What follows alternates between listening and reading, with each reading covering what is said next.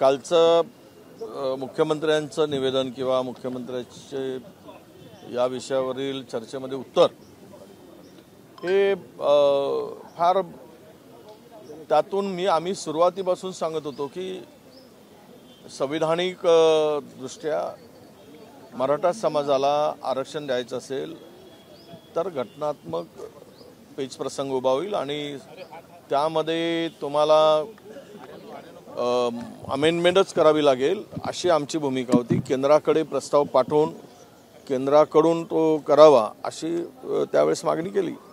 मुळात विषय असा येतो की कालचं उत्तर हे मराठा समाजाला न्याय देणारं मुळातच नव्हतं आणि मराठा समाजाच्या आरक्षणाच्या संदर्भात शासन म्हणून मुख्यमंत्री म्हणून तुम्ही त्यांना 3 तारखा दिल्या, तारीख पे तारीख आणि शेवटचं अल्टिमेटम त्यांनी 24 तारीख तुम्ही त्याला शेवटची दिली होती की त्याच्या आत आम्ही करू। तर मग सरकार आणि जरांगे पाटील या दोघांनी मिळून जे काही ठरवलं होतं ते तर त्या समाजाला मिळत नसेल तर आता ते पुढे बघून घेतील, जरांगे पाटील बघतील आणि मुख्यमंत्री बघतील। कारण तुम्ही त्यांची घोर निराशा केली, त्यांची फसवणूक केली हे आता स्पष्टच झालेलं आहे आणि तुम्ही देऊच शकत नाही। मागच्या वेळेस गायकवाड आयोगांनी जो अहवाल होता तो सर्वोच्च न्यायालयाने फेटाळला आहे। पुन्हा नव्यानं मागासवर्गीय आयोगाचा अहवाल कसा तुम्ही मागवू शकता? त्यालाही चॅलेंज होईल। हे सर्व गोष्टी या सगळ्या आडवी येणार आहेत। तुम्हाला ते देऊ शकत नाही तर एकदा स्पष्टपणे सांगायला पाहिजेत। 2-4 शिव्या मिळाल्या असत्या, त्यानंतर समाधान म्हणून घ्यायचं असतं, प्रसाद म्हणून गोड करून घ्यायला पाहिजे होता शिव्यांचा। पण तुम्हाला करताच येत नाही, त्यासाठी तुम्ही समाजाला फिरवत राहिलात, समाजाची दिशाभूल करत राहिलात आणि आता सांगताय की आम्ही फेब्रुवारीमध्ये देऊ। निवडणुकीच्या तोंडावर हे नव्या चॉकलेट देण्याचं काम सरकार करणार आहे।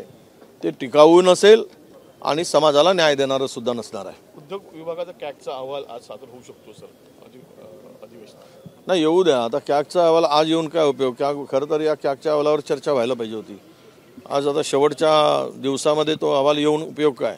मधामध्ये श्वेतपत्रिकेचा विषय होता, अनेक मोठे उद्योग गेले, ते आता त्यातून किती उद्योग किती गुंतवणूक राज्यात आली, राज्य गुंतवणुकीतून बाहेर का फेकला गेला, राज्यावरचा विश्वास का उडाला लोकांचा गुंतवणूकदाराचा, त्यामुळे ही प्रकल्प का बाहेर जात आहेत।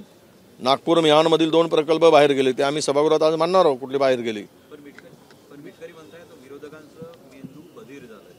नाही ना, आता ते सत्तेचा फळ चाकायला भेटलाय मिटकरला, त्यामुळे त्यांना दुसऱ्याचा मेंदू बधीर झाला दिसतोय। मला 4-5 महिन्यापूर्वीचे स्टेटमेंट मिटकरांचे काढा, म्हणजे भ्रष्ट कोणी झाली बुद्धी आणि मेंदू कोणाचा बधीर झाला हे त्यात दिसेल। सर आज दिल्ली तिघांची ही दिल्लीवारी आहे। आज मुख्यमंत्री आणि उपमुख्यमंत्री आज अनेक गोष्टींसाठी दिल्ली जाणार, कांदा असेल, मिथिलेन असेल, या सर्व गोष्टी दिल्लीवारी त्यांची कसं बघताय? नाही तर गेलं पाहिजेत, त्यांना शुभेच्छा आहेत।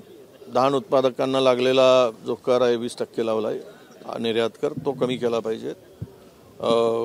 त्याबरोबर संत्र्यावर सुद्धा बांगलादेशाने जी बंदी घातली ती उठवली पाहिजेत, ज्याप्रमाणे इथेनॉलचं तुम्ही उठवलात। कांद्याच्या संदर्भातली काही अडचण आहे किंवा निर्यात शुल्क आहे ती कमी केली पाहिजे, त्याला कांदा निर्यातीला परवानगी दिली पाहिजे, निर्यात बंदी जे आहे ती उठवली पाहिजेत। हे प्रश्न घेऊन जात असतील तर त्यांना शुभेच्छा आहे, पण या प्रश्नाच्या आड निवडणुकीचा अजेंडा घेऊन जाऊन दिल्लीवारी करत असतील आणि दिल्ली आपले चप्पल झिजवत असतील तर मात्र महाराष्ट्राचं दुर्दैव आहे।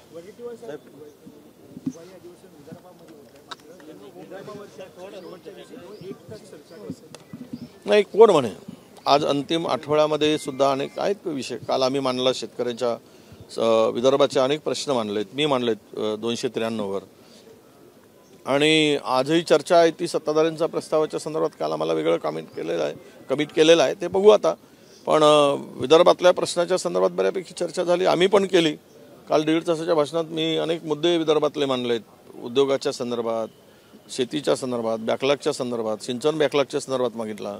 आता रिमोटचं आणि तिजोरीची चाबी जरी बारामतीत असली म्हणजे तरी पण त्यातली एक चाबी तर आता नागपुरात आहे ना, तर ही चाबी किती काम करते त्यावर हा बॅकलॉग संपेल। नागपुरात चाबीच्या संदर्भात तुम्ही बोललात, तुम्ही लाईव्ह आहात, थेट काय उपमुख्यमंत्री देवेंद्र फडणवीस आणि त्या चाबीचा वापर करा तुम्ही, नाहीतरी रिमोटही नागपुरातूनच चालतो या सत्तेवरचा, हे तर स्पष्टच आहे ना. त्यामध्ये कुठे लपून राहिला आहे? शिंदे गटांचे मंत्री जातात, त्यांना वाटाण्याची अक्षता लावले जातात, आणि देवेंद्रजी जातात त्यावेळेस तो आदेश घेऊन येतात. अनेक विषयावर आपण पाहिलं आहे. या राज्याची तिजोरीची चाबी दादाकडे डुप्लिकेट आहे, ओरिजिनल चाबी तर देवेंद्रजीकडेच आहे. ते उघडावी आणि बॅकलॉग दूर करावा. एबीपी माझा, उघडा डोळे बघा नीट.